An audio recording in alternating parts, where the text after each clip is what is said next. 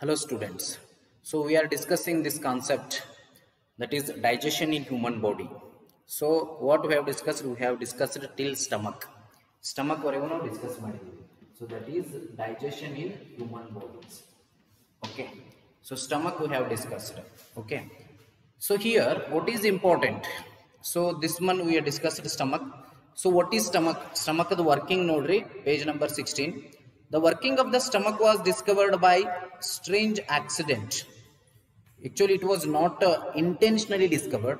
It was discovered by the accident. So, discover madlebekant madidalla working of stomach. It is by accident. Usually, scientists discover by accident only. Okay.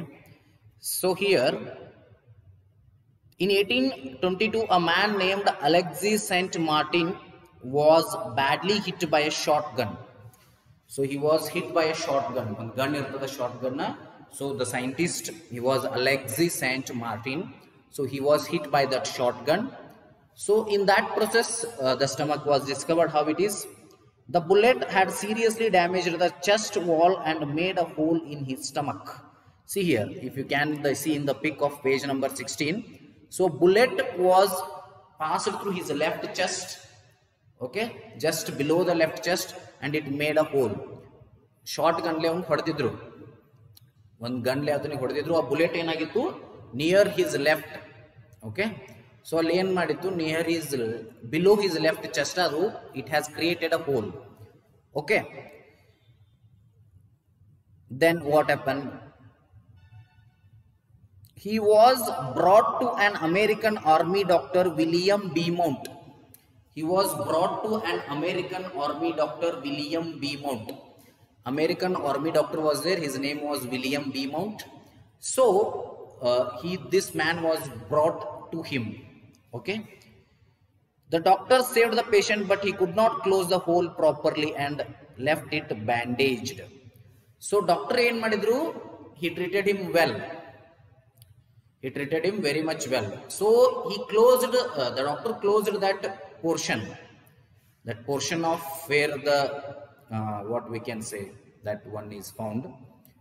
So that bullet in create maditla hole adanella clear madidru, adnella idu madidru, but he was unable to remove madidru bullet ella idu barabara, but he was unable to purely complete that hole. Okay, he could not close the hole properly and left it bandaged. Avanu jeeva ulisidru, but they could not complete the hole and he left it bandaged. Adanu bandaged age itru. Beaumont took it as a great opportunity to see the inside of the stomach through the hole. Beaumont is a doctor. So what he did is, he took it as an opportunity to see what is the present in stomach. Stomach ಒಳಗೆ ಏನೇನು present ಇರಬಹುದು ಅನ್ನೋದನ್ನು ನೋಡ್ಲಿಕ್ಕೆ ಅವರಿಗೆ ಒಂದು ಅವಕಾಶ ಸಿಕ್ತು. Okay, yes, he made some wonderful observations. ಅವರು ಏನು ಮಾಡಿದ್ರು, ಒಂದಿಷ್ಟು ವಂಡರ್ಫುಲ್ ಅಬ್ಸರ್ವೇಷನ್ಸ್ ಅನ್ನ ಮಾಡಿದರು. Okay, they have seen through the stomach and they made some wonderful observations. Beaumont found that the stomach was churning food. What stomach was doing when he observed? Beaumont was the doctor. When he observed, he found that stomach was churning the food. Its wall secreted a fluid which could digest the food. Its wall secreted some juices which could digest the food. Fluid is means juice. Fluid andre eno, yavadu haritadalla adake fluid anta karitivi. Whether it may be liquid or whether it may be gas. But here it is secreting the liquid. So the walls of the stomach are secreting the juices that are digesting the food. He also observed that the end of the stomach opens into the intestine. He also observed that the end of that stomach opens into the intestine. And the intestine open agtittu only after the digestion of the food inside the stomach is completed. Only after the digestion of the food inside the stomach is completed. Inside of the stomach digestion of food complete agtittu. Complete ಆದ್ಮೇಲೆ ಅದು ಏನು ಮಾಡ್ತಿತ್ತು, intestine ಗೆ ಹೋಗ್ತಿತ್ತು. Okay, yes. So we have come across, ನೋಡ್ರಿ ಏನೇನಾಯ್ತು, ಹೆಂಗ್ ಇದನ್ನಾಯ್ತು. So ಒಂದ್ಸಲ ಒಬ್ಬ ಪರ್ಸನ್ ಏನಾಗಿತ್ತು, his name is saint Martin. Alexa saint Martin ಒಬ್ರು ಗುಂಡು ಹೊಡೆದಿದ್ರು left part, chest the left part. ನಿಮಗೆ ರೈಟ್ ಆಗಿ ಕಾಣಿಸ್ತದೆ, ಬಟ್ ನನಗೆ ಲೆಫ್ಟ್ ಅದಿಲ್ಲ. ಸೊ ಇಲ್ಲಿ ಲೆಫ್ಟ್ ಪಾರ್ಟ್ ಒಬ್ಬ ವ್ಯಕ್ತಿಗೆ ಗುಂಡು ಹೊಡೆದಿದ್ರು ಇಲ್ಲಿ ಲೋ ಒಬ್ರು. ಸೊ ಅವ್ನು ಡಾಕ್ಟರ್ ಕಡೆ ತಗೊಂಡು ಹೋದ್ರು ಬಿಮೌಂಟ್ ಅಂತ ಹೇಳಿ. But that doctor saved his life ಅನ್ನ ಸೇವ್ ಮಾಡಿದ್ರು. ಬಟ್ ಅದನಿಗೆ ಆ ಬ್ಯಾಂಡೇಜ್ ಮಾಡಿದ್ರು. ಬಟ್ ಆ ಹೋಲ್ ಅನ್ನು ಕಂಪ್ಲೀಟ್ ಆಗಿ ಮುಚ್ಚಕ್ಕಾಗಿಲ್ಲ. ಸೊ ಅದ ಟೈಮ್ದಾಗ ಡಾಕ್ಟರ್ ಅದನ್ನ ಯೂಸ್ ತಗೊಂಡು ಏನ್ ಮಾಡಿದ್ರು, they have used it for there scientific invention. ಅಲ್ಲಿ ಏನ್ ಸ್ಟಮಕ್ ಇತ್ತಲ್ಲ, ಸ್ಟಮಕ್ ಹೆಂಗ್ ವರ್ಕ್ ಮಾಡ್ತದ ನೋಡಿದ್ರು. ಸೊ ಸ್ಟಮಕ್ ಏನ್ ಮಾಡತ್ತಿತ್ತು, ಫುಡ್ ಅನ್ನ ಚರ್ನ್ ಮಾಡತ್ತಿತ್ತು. ಜೊತೆಗೆ ಸ್ಟಮಕ್ ಗೋಡೆಗಳೇನಿತ್ತಲ್ಲ ಅದರಿಂದ ಜ್ಯೂಸ್ ಹೊರಗೆ ಬರತ್ತಿತ್ತು, ಫ್ಲೂಯಿಡ್ ಹೊರಗೆ ಬರತ್ತಿತ್ತು. ಸೊ ಸ್ಟಮಕ್ ಏನ್ ಮಾಡತ್ತಿತ್ತು, ಬೈಲ್ ಜ್ಯೂಸ್ ಅಥವಾ ಹೈಡ್ರೋಕ್ಲೋರಿಕ್ ಅಥವಾ ಮ್ಯೂಕಸ್ ಅನ್ನಲ್ಲಿ ಸೆಕ್ರೀಟ್ ಮಾಡತ್ತಿತ್ತು. ಸೆಕ್ರೀಟ್ ಮಾಡಕ್ಕೆ ಆ ಜ್ಯೂಸ್ ಏನ್ ಮಾಡತ್ತಿತ್ತು, ಆ ಫುಡ್ ಡೈಜೆಸ್ಟ್ ಆಗಕ್ಕೆ ಹೆಲ್ಪ್ ಆಗತ್ತಿತ್ತು. ಇದೆಲ್ಲ ಫುಡ್ ಸ್ಟಮಕ್ ಒಳಗೆ ಡೈಜೆಸ್ಟ್ ಆದ್ಮೇಲೆ ಏನಾಗ್ತಿತ್ತು, ಸ್ಟಮಕ್ ದಿಂದ ಸ್ಮಾಲ್ ಇಂಟೆಸ್ಟೈನ್ ಫುಡ್ ಹೋಗ್ತಿತ್ತು. ಅಲ್ಲಿಂದ ಇದನ್ನಿತ್ತು, ಸ್ಟಮಕ್ ಒಂದು ವೇ ಇತ್ತು ಸ್ಮಾಲ್ ಇಂಟೆಸ್ಟೈನ್, ಅದು ಓಪನ್ ಆಗ್ತಿತ್ತು. ಯಾವಾಗ ಸ್ಟಮಕ್ ಒಳಗೆ ಫುಲ್ ಫುಡ್ ಡೈಜೆಸ್ಟ್ ಆತಂದ್ರೆ ಅವಾಗಷ್ಟ.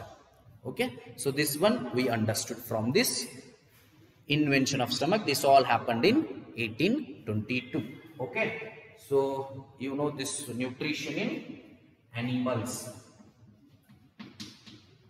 So here up to we have discussed the nutrition or digestion till small intestine, that is stomach matter discuss ಮಾಡಿದ್ದೀವಿ. Now we have to go for nutrition in animals. Now we have to go for the small intestine. How in the small intestine, how digestion occurs.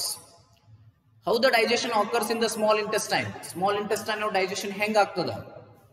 The small intestine is highly coiled and is about 7.5 meters long. It is highly coiled. ಅದು coiled ಅದ and it is about 7.5 meters long. ಎಷ್ಟು long ಅದ ರೀ ಅದ? 7.5 meters long ಅದ. Okay, yes, it receives secretions from the liver and the pancreas. It receives secretions from the liver and pancreas.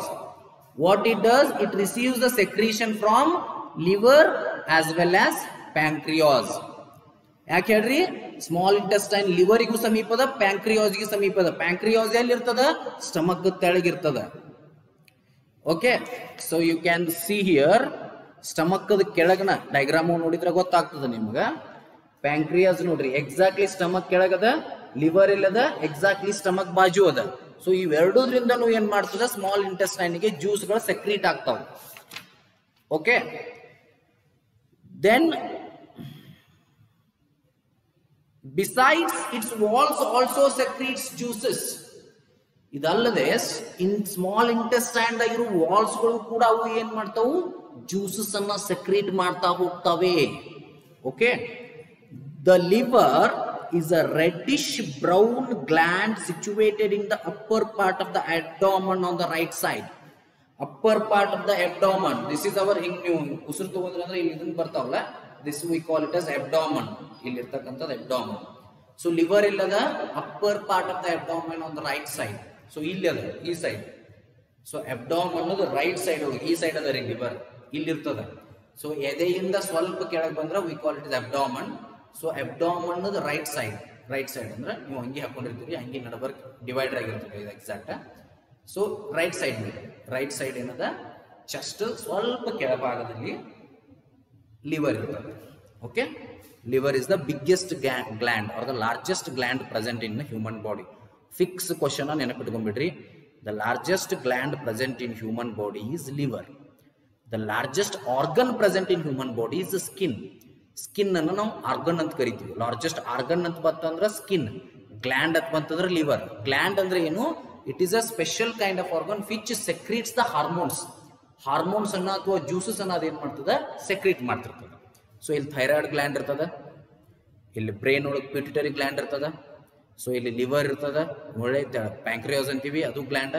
Adrenaline gland ಅತ್ತೊಂದು ಬರ್ತದ. Liver is also gland. It is the largest gland in the body. It secretes bile juice that is stored in a sac called gallbladder. The bile plays an important role in the digestion of fats. See what happens. Liver is a reddish brown gland situated in the upper part of the abdomen. Right, color in the liver, it's a reddish brown. It secretes bile juice that is stored in a sac called gallbladder. It secretes bile juice. What? Liver secretes the bile juice that will be stored in a sac called gallbladder. Gallbladder atirtada. So there, that's in that sac, the liver secretes the juice that will be stored. Liver all secretes the bile juice. Remember, it is the largest gland in the body. The bile plays an important role in the digestion of fats. Bile ಏನು ಮಾಡ್ತದ? It plays important role in the digestion of fats. In the digestion of fats, the bile plays important role. The pancreas is a large cream colored gland located just below the stomach. Just below the stomach, innond gland ada, that is pancreas. The pancreatic juice acts on carbohydrates, fats and proteins and changes them into simpler forms. Pancreas juice, what it does?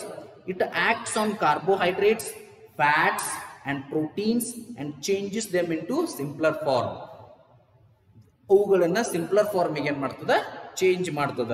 So pancreas ಎಲ್ಲಿ ಅದ? Just below the stomach.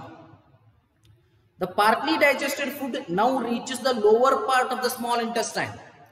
The partly digested food ಏನು ಮಾಡ್ತದ? Now it reaches the lower part of the small intestine, where the intestinal juice completes the digestion of all components of the food. ಈ partly digested food ಎಲ್ಲಿ ಹೋಗ್ತದೆ? Now it reaches the lower part of the small intestine. Small intestine now digested ಆದ ಕೂಡ lower part of the small intestine ಗೆ ಹೋಗ್ತದ. The intestinal juice completes the digestion of all components of food. So intestinal juice irtavu, they complete all the digestion of food. The carbohydrates get broken into simple sugars such as glucose, fats, fatty acids, glycerol and proteins and amino acids. So ಇಲ್ಲಿ ಏನಾಗ್ತದೆ ನೋಡ್ರಿ, pancreas is just located just below the stomach, and pancreatic juice adu kuda secrete ಮಾಡ್ತದೆ, the act on carbohydrate, proteins and fats, and they will be broken. And now the partly digested food reaches the lower part of the small intestine. Then the intestinal juice acts on them and complete the all digestion of the all components of the food. The carbohydrates will be broken into sugars such as glucose, fats into fatty acids and glycerol, proteins into amino acids. Protein into the amino acids ಆಗ್ತಾವು, fat into fatty acids and glycerol ಆಗ್ತಾವು, carbohydrate into simple sugar ಆಗಿ break ಆಗ್ತಾವೆ. ನೋಡ್ರಿ, ನಾನು ಇದನ್ನ last class ಒಳಗೂ ಹೇಳಿರಬಹುದು. So ಹೇಳಿದ್ರು ಈ class ಒಳಗೂ ಹೇಳಿಗತ್ತೀನಿ, not a problem. So ಒಂದೊಂದು ರಿಪೀಟ್ ಆಗ್ತಿರ್ತಾವೆ ಹೇಳಿದ್ರು, ಯಾಕಂದ್ರೆ 5 ಕ್ಲಾಸ್ ಮಾಡ್ಲಿ ಯಾವ್ದು ಎಲ್ಲಿ ಹೇಳ್ತೀನಿ ಅನ್ನೋದು ಗೊತ್ತಿರೋದಿಲ್ಲ. ಸೊ ರಿಪೀಟ್ ಆದ್ರೆ ಇಟ್ಸ್ ಗುಡ್, ಹಿಂದಿನಿಂದ ಹೋದ್ರೆ ಬಿಟ್ಟು ಹೋಗ್ಬಾರ್ದು ಅಷ್ಟೇ. Okay, so next we can go for the absorption in the small intestine. Yes, absorption in small intestine. The digested food can now pass into the blood vessels in the wall of the intestine. ನೋಡ್ರಿ, ಮೊದಲು ಎಲ್ಲಿ ಬಂತು? ಬಕ್ಕಲ್ cavity ಒಳಗೆ ಮುಗೀತು, ಬಾಯಿ ಒಳಗೆಲ್ಲ digest ಆಯ್ತು, ಬಂತು, ನೆಕ್ಸ್ಟ್ ನೆಕ್ ಬಂತು, ನೆಕ್ಸ್ಟ್ ಇಸೋಫೆಗಸ್ ಹೋಗೋತು, ಇಸೋಫೆಗಸ್ ಹೋಗೋ ಸ್ವಲ್ಪ ಡೈಜೆಸ್ಟ್ ಆಯ್ತು, ಅಲ್ಲಿಂದ ಸ್ಟಮಕ್ಗೆ ಹೋತು, ಸ್ಟಮಕ್ ಒಳಗೆ ಡೈಜೆಸ್ಟ್ ಆಯ್ತು, ಅಲ್ಲಿ ಪ್ಯಾಂಕ್ರಿಯಾಸ್ ಅದರ ತೆಳಗಿತ್ತು, ಸೈಡ್ ಲಿವರ್ ಇತ್ತು, ಅವುಗಳಿಂದ ಕೂಡ ಜ್ಯೂಸಸ್ ಬಂದು ಅಲ್ಲಿ ಡೈಜೆಸ್ಟ್ ಆಯ್ತು. ಅದಾದ ನಂತರ ಇಂಟೆಸ್ಟೈನ್, ಸ್ಮಾಲ್ ಇಂಟೆಸ್ಟೈನ್ಗೆ ಹೋತು. ಸೊ ಲಿವರ್ ಬೈಲ್ ಜ್ಯೂಸನ್ನು ಅದಕ್ಕೆ ಕಳಿಸ್ತು, ಪ್ಯಾಂಕ್ರಿಯಾಸ್ ಜ್ಯೂಸನ್ನು ಕಳಿಸ್ತು. ಸೊ ಅಲ್ಲಿ ಏನಾಯ್ತು? ಲಿವರ್ ಯಾವ ಕಲರ್? ರೆಡಿಶ್ ಬ್ರೌನ್ ಕಲರ್ ಇತ್ತು, ಅಲ್ಲಿ ಕೂಡ ಡೈಜೆಸ್ಟ್ ಆಯ್ತು. Liver is the largest gland in the human body. Skin is the largest part of the human body, organ of the human body. So ಅಲ್ಲಿ intestine ಆಯ್ತು, ಅಲ್ಲಿ ಮತ್ತು small ಇಂಟೆಸ್ಟೈನ್ಗೆ ಹೋಯ್ತು, ಅಲ್ಲಿ ಇಂಟೆಸ್ಟೈನಲ್ ಜ್ಯೂಸಸ್ ಏನಿದ್ದುಲ್ಲ ಅವು ಕೂಡ ಕಂಪ್ಲೀಟ್ ಮಾಡಿದ್ವು. ಸೊ ಏನೇನ ಕಾರ್ಬೋಹೈಡ್ರೇಟ್ ಇದ್ದು ಶುಗರ್ ಆಗಿ ಕನ್ವರ್ಟ್ ಆಗ್ತಾವು, ಪ್ರೋಟೀನ್ಸ್ ಇದ್ದು ಅಮೈನೋ ಆಸಿಡ್ಸ್ ಆಗಿ ಕನ್ವರ್ಟ್ ಆಗ್ತಾವು, ಫ್ಯಾಟ್ಸ್ ಇದ್ದು ಫ್ಯಾಟಿ ಆಸಿಡ್ಸ್ ಅಂಡ್ ಗ್ಲಿಸರಾಲ್ ಆಗಿ ಕನ್ವರ್ಟ್ ಆಗ್ತಾವೆ, ಸ್ಮಾಲ್ ಪಾರ್ಟ್ ಆಗಿ ಕನ್ವರ್ಟ್ ಆಗ್ತಾವೆ. Now we will go for the absorption in the small intestine. Small intestine ಒಳಗೆ ಹೆಂಗೆ ಅಬ್ಸಾರ್ಬ್ ಆಗ್ತದೆ?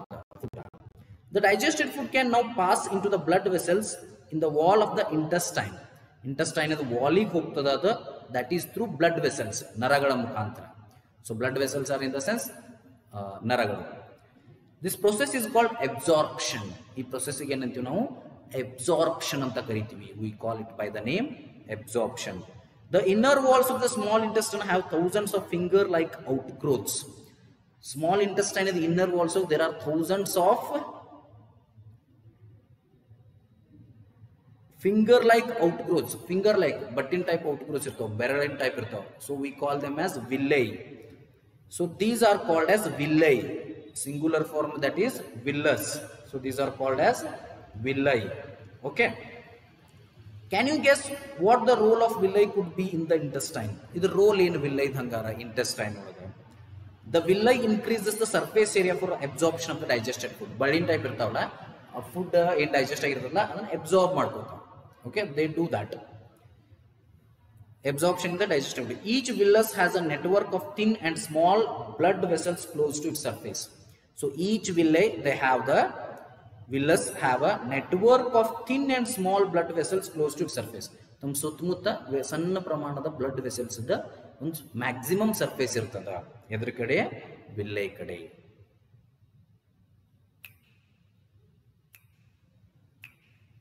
The surface of the villi absorbs the digested food materials. This surface of villi, they absorb the digested food materials. Digest ಆಗಿರತಕ್ಕಂತ food material ನಾವು absorb ಮಾಡ್ಕೋತಾವು.